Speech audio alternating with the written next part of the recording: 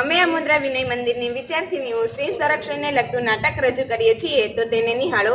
એક ગામમાં સિંહોનું ખરું એવું સામ્રાજ્ય હતું. સિંહ આ ગામમાં પોતાના કુદરતી નિવાસ સ્થાન સાથે રહેતા હતા. લોકો સિંહોથી પરેશાન તો હતા, પણ સિંહ પોતાના ખેતરને નુકસાન કરતા પ્રાણીઓનું ભક્ષણ કરતા હોવાથી લોકો આના આગળ કોઈ પગલાં લેતા નથી. હવે જે ઘટના ઘટે છે તેને આપણે નિહાળીશું. એક બાળક પોતાની મસ્તીમાં મસ્ત થઈ ગીતો ગાતો ગાતો આવે છે. नन्हा मुन्हा राही हूँ, देश का सिपाही हूँ, बोलो मेरे संग जय हिंद जय हिंद. બાળકને કોઈ અવાજ સંભળાય છે તે ડરી જાય છે. અરે, આ અવાજ કોનો છે? આ અવાજ ક્યાંથી આવી રહ્યો છે? મને ખૂબ ડર લાગી રહ્યો છે. આ અવાજ તો કોઈ વન્ય પ્રાણીનો લાગે છે. પપ્પા, પપ્પા, અહીં આવો તો. અરે શું છે? તું અહીં કામ કરી રહ્યો છે અને તું એક કુવાની નજીકથી અહીંયા આવી જા, કોઈ અઘટિત ઘટના ન ઘટી જાય.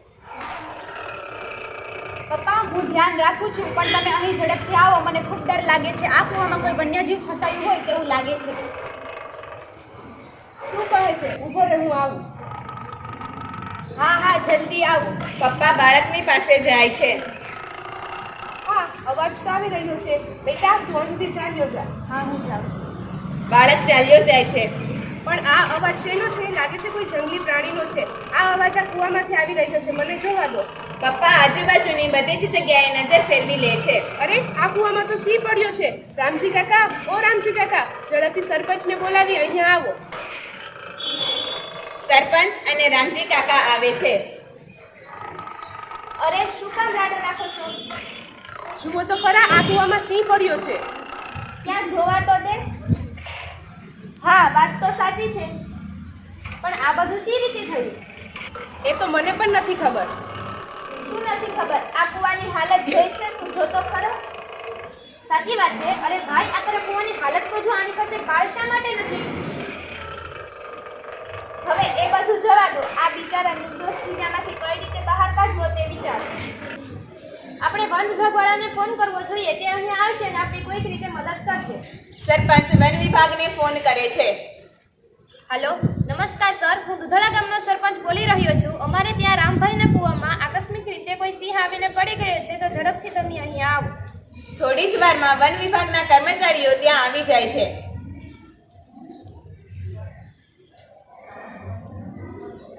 ઓફિસર 1, અમને સમાચાર મળ્યા છે કે તમારા ગામમાં રામભાઈના કૂવામાં સિંહ પડ્યો છે. સરપંચ, હા સાહેબ, મેં જ ફોન કર્યો હતો. જુઓ, આ કૂવામાં સિંહ પડ્યો છે. ઓફિસર 2, હા, સાચી વાત છે. આ કૂવામાં સિંહ જ છે. આ નિર્દોષ પ્રાણી પોતાનો જીવ ગુમાવે તે પહેલા આપણે તેને બહાર કાઢવું પડશે. ઓફિસર 3, હા, સાચી વાત છે. સરપંચને અને અન્ય લોકોને ઓફિસર 1 કહે છે. અમે આને બહાર કાઢવાના પ્રયત્નો કરી રહ્યા છે, પરંતુ તે કૂવામાં પડ્યો છે તેના ભયના કારણે તે ખૂબ જ ભયભીત છે. તેથી તે તમારા પર હુમલો ન કરે, તેથી તમે થોડા દૂર રહો. બધા જ લોકો પાછળ ખસી જાય છે. વન વિભાગના કર્મચારીઓ અને લોકો થઈ અને તેને બહાર કાઢવાના પ્રયત્નો કરે છે. તે ખાટલો અને દોરડું કૂવામાં ઉતારે છે અને સિંહને બહાર કાઢી યોગ્ય સારવાર માટે હોસ્પિટલે મોકલે છે. ઓફિસર 3, હા, તો હવે આપણે વાત કરીએ આ ઘટના બનવાના કારણની. આ ઘટના બનવાનું કારણ છે કે આ કૂવાને ફરતે પાળનો અભાવ હોવો. અહીંયાનો માલિક કોણ છે? હા, આ કૂવાનો માલિક હું છું અને તમે જે કહેવાનો છો તે મને ખબર છે. મારી પાસે એટલી આર્થિક સગવડ નથી કે હું આ કૂવાનું સમારકામ કરાવી શકું. ઓફિસર 1, મને ખબર જ હતી કે તમારો જવાબ આ જ હશે, પરંતુ વન વિભાગ દ્વારા તમને એક સહાય પૂરી પાડવામાં આવે છે, જેના દ્વારા તમે તમારા કૂવાને ફરતે પાળ બંધાવી શકો છો. તમે જો આ સહાયના લાભાર્થી બનવા ઈચ્છતા હોય તો તમે હેલ્પલાઇન નંબર 1926 પર કોલ કરી વધુ માહિતી મેળવી શકો છો. તો હું એવું ઈચ્છું છું કે તમે બધા આ સહાયના લાભાર્થી બનો. રામભાઈ, હા, આ સહાયનો હું લાભ લઈશ. ઓફિસર 2, તમે જ નહીં, તમારા ગામના બીજા લોકોને પણ આના માટે પ્રેરિત કરો. ઓફિસર 1, આપણે સૌ સિંહ સંરક્ષણની જાગૃતિ માટે પ્રેરિત થઈએ. સિંહ એ આપણા ગીરની શાન છે અને તેનું રક્ષણ કરવું એ આપણા સૌની નૈતિક ફરજ છે. ગુજરાતીમાં એક કહેવત છે કે બળદને તમે હવેડા સુધી લઈ જઈ શકો છો, પાણી પીવું કે ન પીવું તે પોતાની ઈચ્છા હોય છે. એવી જ રીતે આ નાટક રજૂ કરી અમે એક લોક જાગૃતિનું કાર્ય કર્યું છે. આમાં તમારે જોડાવું કે ન જોડાવું એ તમારી ઈચ્છા છે. અંતે તો અમે એ જ કહેવા ઈચ્છે છે કે તમે પણ પોતાના કૂવાને ફરતે પાળનું બાંધકામ કરાવો, જેથી કોઈ નિર્દોષ પ્રાણી પોતાનો જીવ ન ગુમાવે.